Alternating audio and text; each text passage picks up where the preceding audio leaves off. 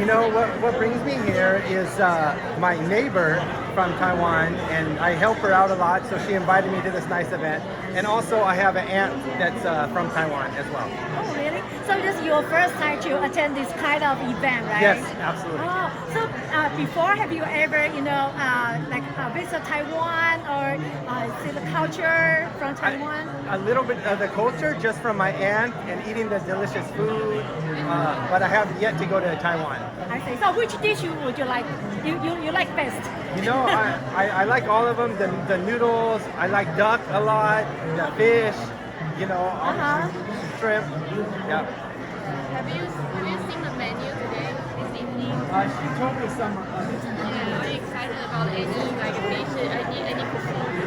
I like the shrimp in the bread, the bunny. I don't know what it's called. The shrimp with the bunny? Yeah, and it has the bread around it. The string, like with vegetable, Yeah. Okay, you like that one? Yeah. Why? But really, I like all of it. But the shrimp's so good and healthy and refreshing, and you can eat a lot, and it doesn't make you feel, weighed down. We hope you enjoy tonight. Yeah, I will. Thank you very much. Thank you. All right, have a great day.